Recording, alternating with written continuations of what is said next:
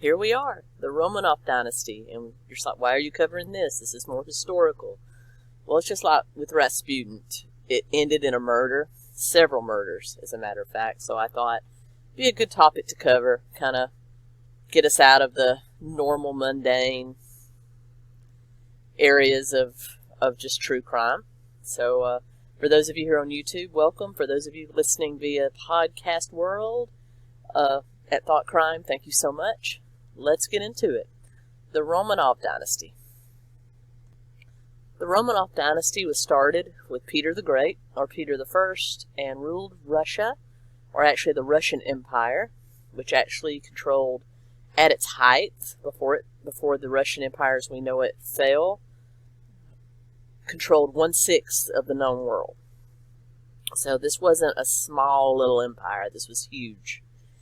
And the Romanov family ruled it from 1613 to 1917 with the death and abdication of Tsar Nicholas II, who this is mainly about. We'll get into him. So just a little over 340 years they reigned.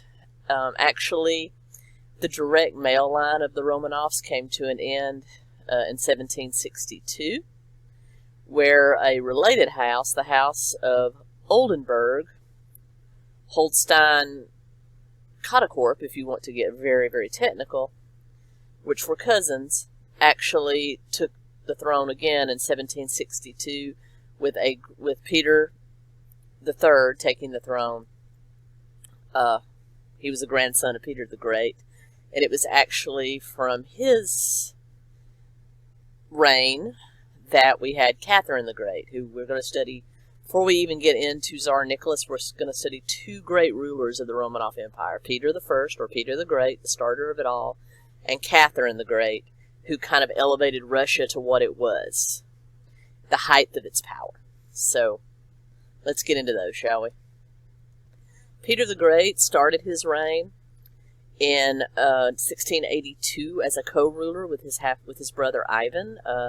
Ivan was done away with, and Peter took over the throne by himself. It was his entire premise to bring Russia to being a huge naval power. So he put all of his inclination into helping to build a strong navy for Russia, as well as expanding its empire on the ground. And he did. He's responsible for the building of many great cities of Russia, namely St. Petersburg, the old capital, and also brought in things like more art, more culture. You had the Russian ballet kind of rise to prominence during this time. So Peter the Great is responsible for essentially a golden age of existence within the Russian Empire.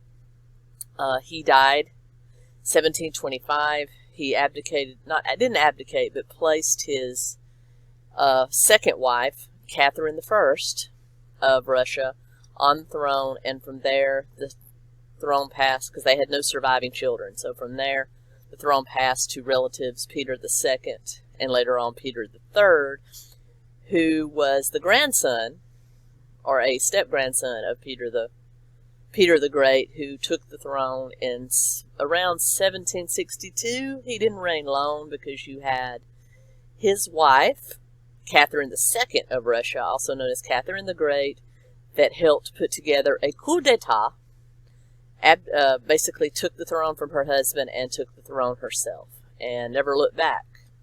Catherine the Great rose Russia to its prominence. She conquered many, many lands and kind of annexed many, many lands. She did raise the Russian Navy to the prominence that it was in the early 20th century, late 19th century.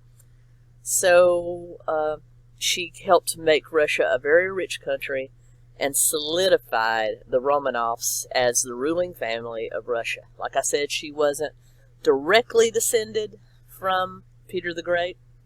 That kind of left with his grandson, Peter III. But she was married to Peter III, and from there, it's kind of a related house. So that's how the Romanovs continued. And let's get into the final days of the Romanovs. Before we can understand the saga of the final days of the Romanovs, we have to understand what Russia was like during this time, particularly from Peter the Great on to the final royal family of the Romanovs, which was Nicholas II, you had a very two-tiered Russia. You were either very rich / very rich and part of the royal family, or you were very poor, barely scraping by. And that's kind of how Russia was. Even though Catherine brought in a lot of industrialization, and from her time, mills and factories kind of grew, so you had jobs for the working class, so they weren't dedicated to just being farmers as they had been prior to Catherine. But by the time Nicholas II took the throne, you had a very solidified working class and a very wealthy class. No middle class was in existence in Russia. You had merchants that were very wealthy, that were kind of in that upper echelon, though on the lower end of it, and then you had people that worked in factories and farmed and did other menial tasks, built ships, that kind of thing, that kind of made up the rest.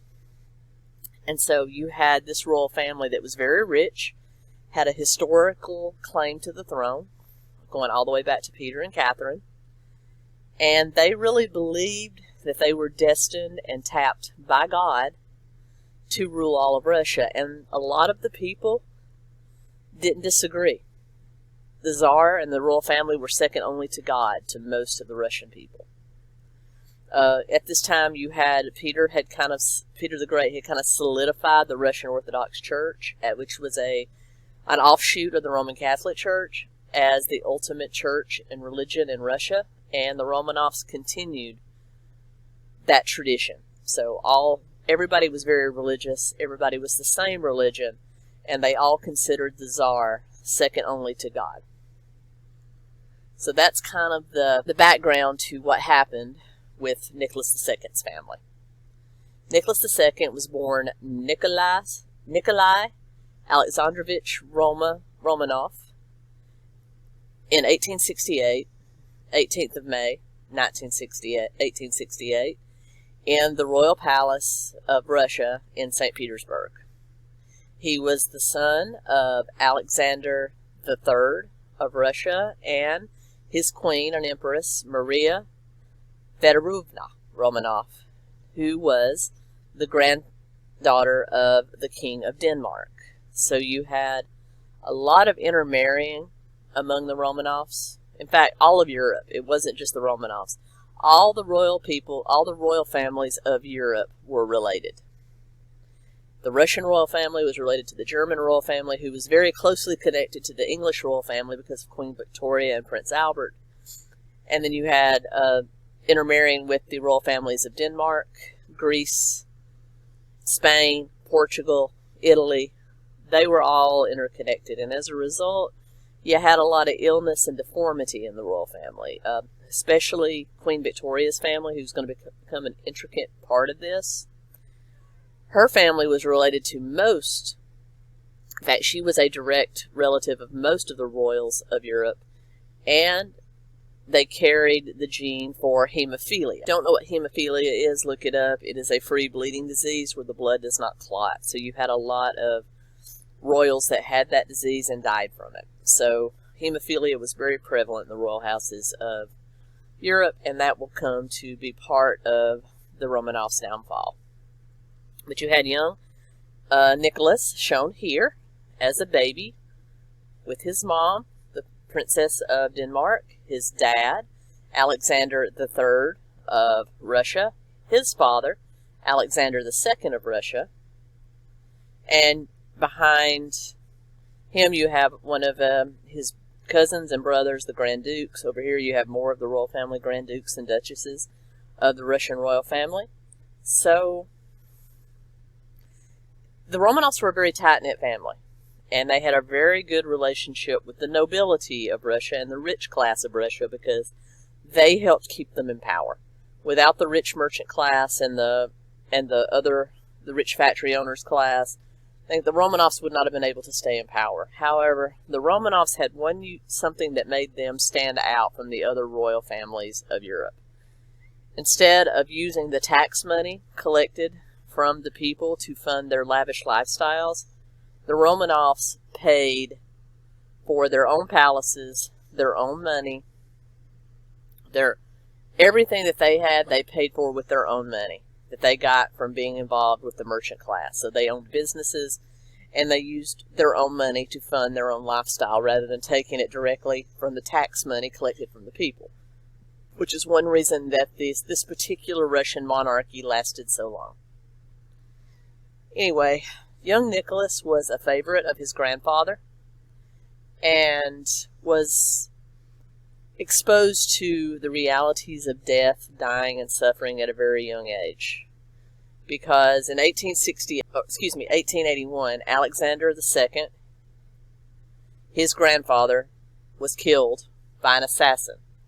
He was coming back from a meeting outside of St. Petersburg, coming back toward the royal palace at St. Petersburg, when a young revolutionary stepped out in front of his carriage and threw what looked to be an Easter cake at his carriage. Upon making contact with the carriage, it exploded.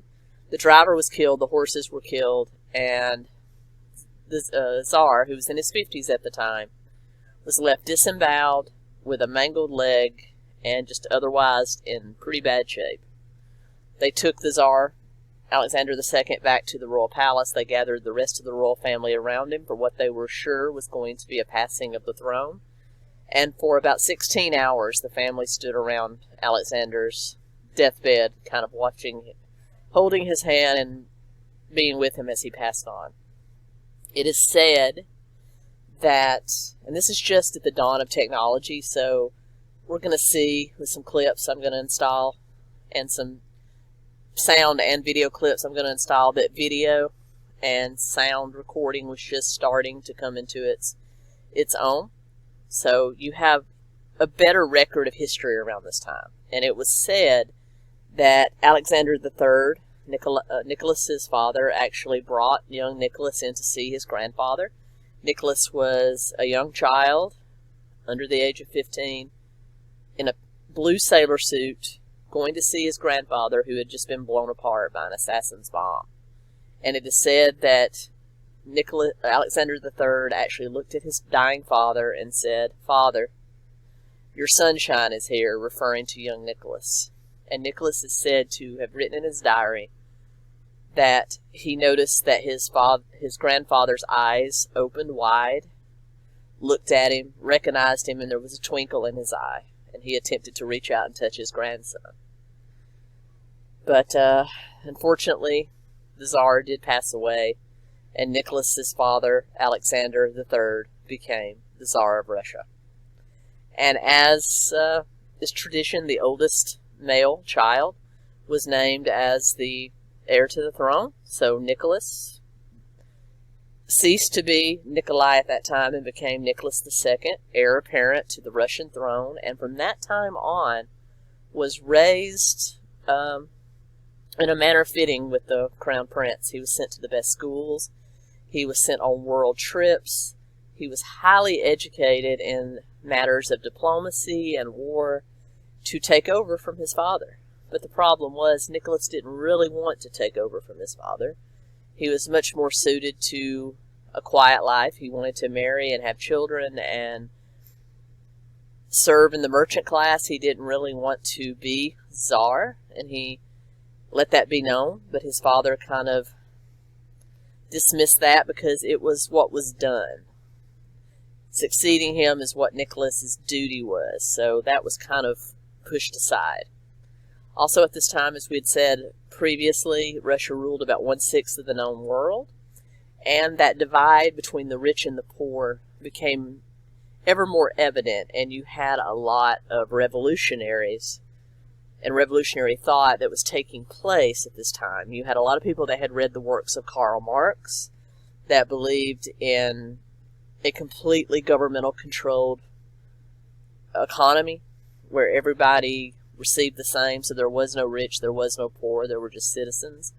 So you had that coming into fruition, and as a result you had a lot of revolutionary ideas brewing. In 1886, a young revolutionary from a region in Siberia, Alexander Romanov, along with 5 other conspirators, actually attempted to blow up a caravan carrying Nicholas's father, Tsar Alexander III in an assassination attempt, which failed. As a result, all 6 of them were sent to the prison in Shizelberg and hanged. Now, Alexander Ulanov had gotten involved with the earliest communist form of the Communist Party, known only that time as the We Party or the Workers' Party or Socialists. They weren't full communists, they were socialists where you still had some free market. But he had gotten involved with that group, and it was that group that planned the assassination of Alexander III. However, they failed and were all hanged. And that had more, in 1887, and that had more of an effect on the future Russian Revolution than they could ever imagine. Instead of squashing it, it probably laid the seeds more, because Alexander Ulanov was only 21 years old, and it had made quite an impression on his younger brother, who would grow up to be known as Vladimir Ulanov Lenin. And I think we all know where that was heading. Let's move on. From the time of his brother's execution, young Lenin spent all of his time delving into the works of Karl Marx, understanding what his brother lived for and died for. He got very involved with the same socialist party, and eventually would go on to form the Communist Party, Communist Workers' Party of Russia, and would go on to head one wing of it, known as the Bolsheviks, which Bolshevik technically stands for majority, so it was the largest faction of the Russian Communist Party, which would be separate from another sect known as the Mensheviks, and we will get into that a little bit later as we get closer to the time of the revolution. But just let it be known that the actions of Nicholas's father in executing his would-be assassins, which you really can't blame the guy. I mean, they try to kill me, I'm the king, I'm going to show my power and kill them too. That's just the way it goes. But I think the problem came is that Alexander pardoned some members of the conspiracy and executed others. So there was kind of a divide there, and the ones that were pardoned were actually sons, daughters, relatives of wealthier merchants, not the poor working class people that were hanged. So you had a great divide there, and that really even helped grow the seeds of revolution. So keep that in mind as we go forward. For those of you on video, you can see here a portrait of the young Nicholas II. He was about 26 here, and there is his future queen, Alexandria, which we will start to talk about here in just a moment. But going back, Nicholas, once he became the crown prince of Russia, or the Tsarevich as it's known, son of Tsar, Tsarevich, he was educated in all the best schools. He was a bit of a womanizer and a playboy. He was well known about town. He loved the ballet, so he would check out the ballets of Tchaikovsky. He would invite the actresses from the opera and the dancers from the ballet. He would date them. He even had an affair with a prima ballerina in the Royal Russian Ballet Company. And he very much kind of ran wild for a few years until his father actually kind of brought the hammer down and says, no, you have better things to do. I need you to spread Russian diplomacy around. I need you to go on a world tour and kind of talk to people that we've recently annexed and kind of help shop Russia around to areas of Europe and beyond. So in 1890, with his cousin, Prince George of Greece, Nicholas went on a world tour.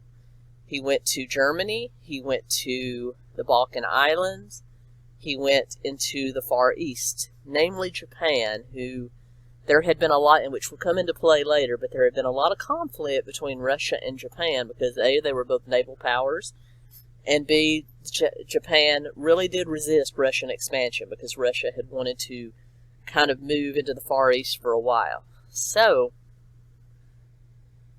along that lines, during his part of his tour in Tokyo, Japan, he was actually attacked by a young Japanese revolutionary with a large machete or katana-like weapon. He was actually protected by his cousin, Prince George of Greece, who actually is quoted as saying, I took my walking stick and beat the Japanese boy back within an inch of his life. So you had this young Japanese national attack the royal caravan and swing a baton or a machete at, or saber at, Prince Nicholas, and his cousin beat the bitch back with a stick. So that would have kind of been unusual. But right in line with Nicholas's beliefs on war, he was kind of a pacifist. He didn't really believe in war, which kind of at the offset makes him unfit for leadership, because you have to have somebody that's willing to protect your country, just my opinion.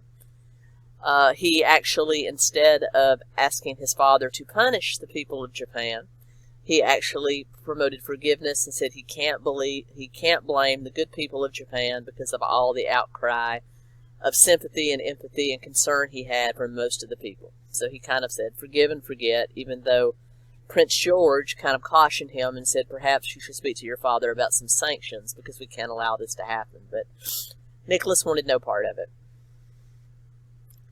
In 1893, Nicholas journeyed with his family to Berlin, Germany, to witness the marriage of a cousin of his father's brother, Sergei, to one of the granddaughters of Queen Victoria of England.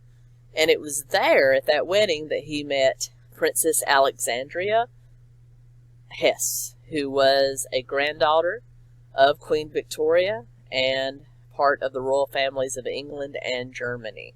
So he immediately fell in love with her. Nicholas was 25, Alexandria was 20 when they met. And it was definitely love at first sight. And they had what you would call a storybook romance. They wrote each other letters. Their letters, you can find links to those online. Very sweet, very nice. Just basically a storybook romance. And they would go on to have 5 children in the future. And for those of you watching on YouTube, here are a picture of Nicholas's family. You had the Tsar, Queen Alexandria, their oldest daughter, the Grand Duchess Olga. Next, you had the Grand Duchess Tatiana, the Grand Duchess Maria, and the Grand Duchess Anastasia. Yes, the one the Disney movie was made about. And you had Tsarevich Alexei, or Alexander IV, who would be the heir to the throne. This was his family. And from the time he met her in 1892, he was smitten. In fact, everything he wrote about in his diary was all about just wanting to spend time with Alex. He would complain at one state meeting he only had an hour to spend with her, and that wasn't enough. So he really kind of put all thoughts of the state out of his head and just concentrated on becoming a husband, which is fine and admirable unless you're going to be the future king of Russia, or the Tsar of Russia, or Emperor of Russia. Again, flaws in his character. He was a good guy. He was a nice guy, but he shouldn't have been Tsar. And I think it was kind of Alexander's stubbornness and not perhaps passing that on to one of his brothers instead of his son, that kind of led to the downfall of the Russian Empire. But you know, it's easy to be a kind of an armchair quarterback on Monday, isn't it? In 1893, his father was showing signs of being ill, so Nicholas started taking on some more state duties. He actually visited Alex's family in England, Queen Victoria, and saw how Parliament operated. The House of Commons, which was the house of the British Parliament that kind of represents the common people and are elected, and then you have the House of Lords, which is more an appointed, usually from the richer royal class. And he kind of saw how the two houses intermingled, how they made decisions, and how they behaved with the Queen.